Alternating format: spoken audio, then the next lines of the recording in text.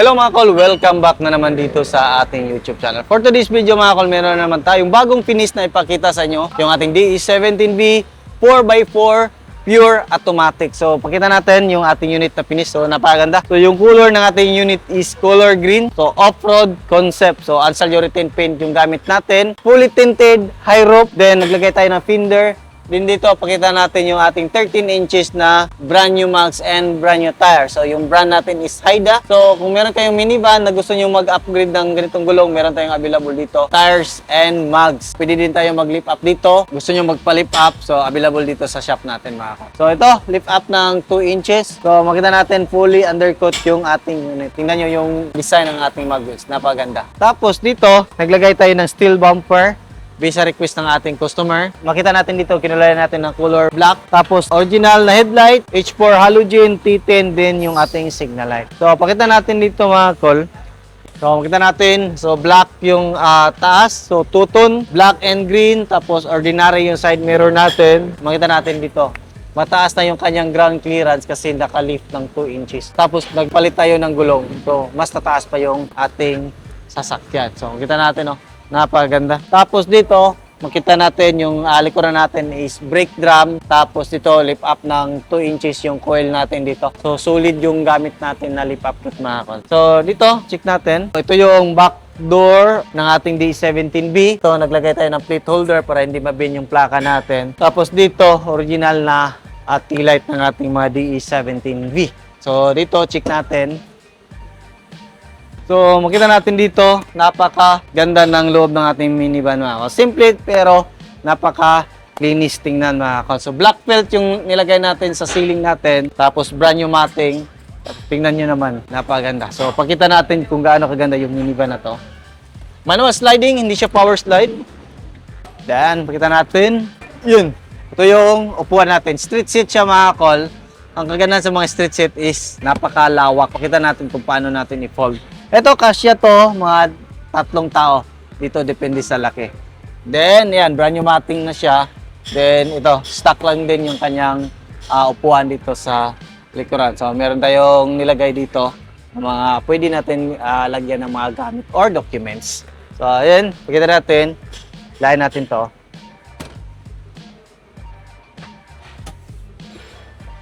Yan, oh.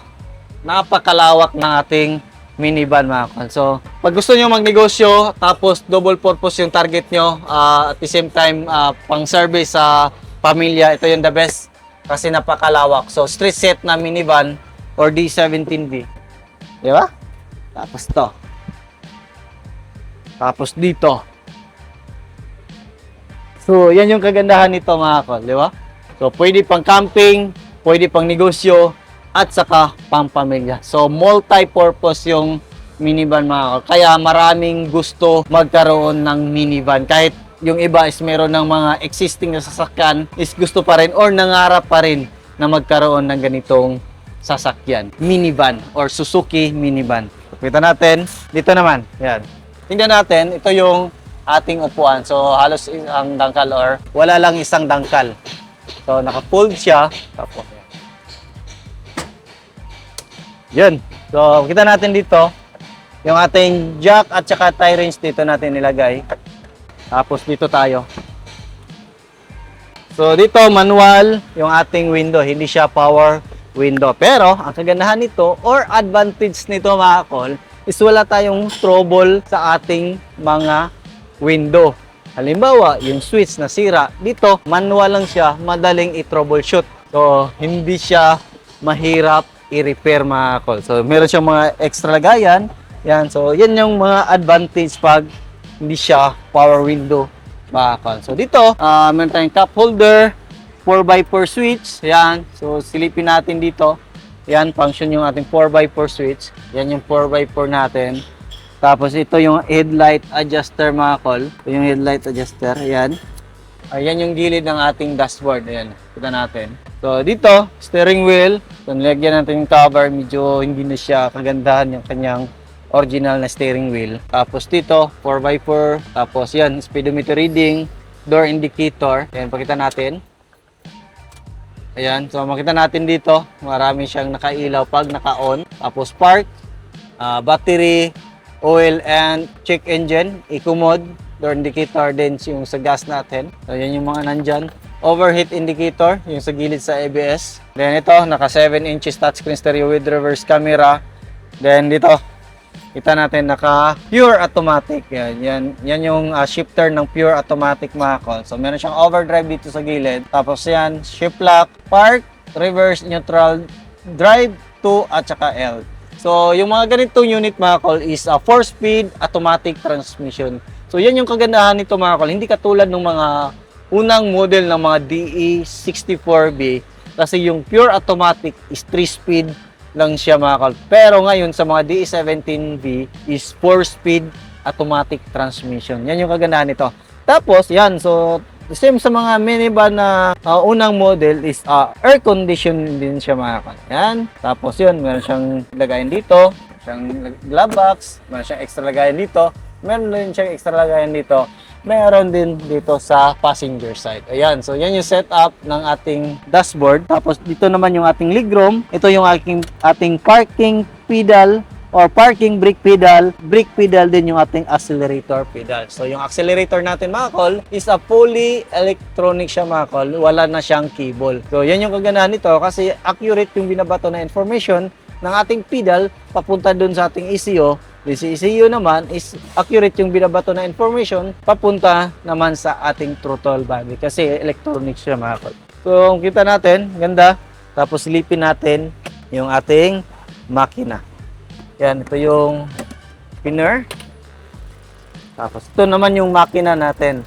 So yung makina natin mga kol is RO6A engine VVT 12 valve. Makita natin is ito yung injector sa 2-3, VVT solenoid, PCV valve, spark plug at saka ignition coil nandito. Dito tayo mag-refill ng ating engine oil. So, yung gamit natin na engine oil dito mga kol is yung ating prime lobe lubricants na swak sa Whittier dito sa Pilipinas mga kol. So, yan yung ginagamit natin dito kasi ginawa talaga siya para sa Whittier sa Pilipinas. Pero, yung manufactured is made in Singapore. So, alam naman natin yung Singapore ngayon mga kol, hindi rin nagpapahuli sa mga bagong technology. Ayan. So, makita natin, camshaft sensor, takit sa knock sensor.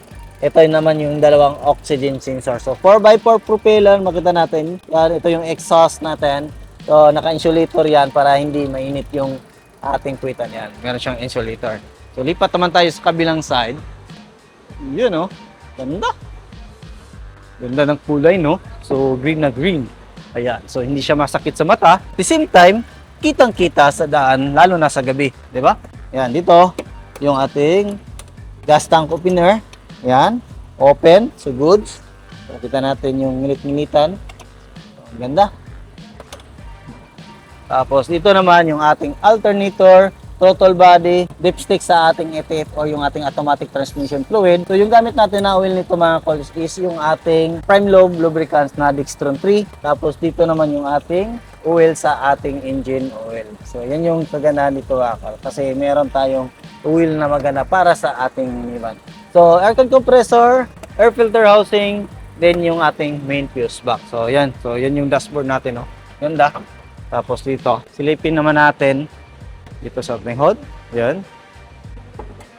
So, makita natin dito yung ating coolant reservoir mga kol. So, coolant talaga yung ginamit natin para mas tatagal yung ating cooling system ng ating makina. Tapos dito yung ating brake fluid reservoir, din yung ating windshield washer reservoir. So yan yung nandyan.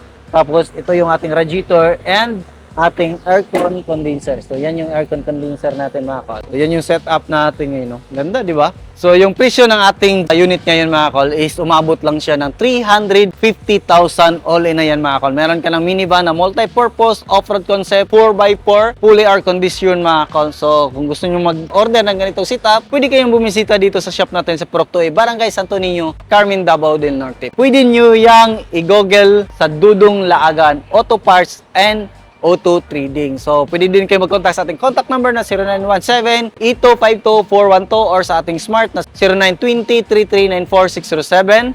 So, hindi nakakaalam mga kol, pakita natin dito sa paligid natin. So, nag-accept din tayo ng repair and maintenance dito mga kol. Kahit anong sasakyan, pwede dito sa atin mga kol. Mula under chassis hanggang sa makina heavy PMS, basic PMS, and undercoating. Kung meron kayong sasakyan na hindi pa na-undercoat, tapos medyo nangalawang na mga call, pwede natin yan i-undercoat dito mga call. So, pwede na yan. So, abangan nyo soon yung ating wheel alignment and wheel balance dito sa ating shop mga call. Huwag na kayong magpahuli, bisita na sa shop natin. Yan lang siguro yung ating video for today. Maraming salamat sa inyong patuloy na pagsubaybay sa bago lang sa ating channel. Don't forget to like, share, and subscribe. Then click na rin yung ating notification bell para updated kayo sa ating mga next video uploads kagaya nito.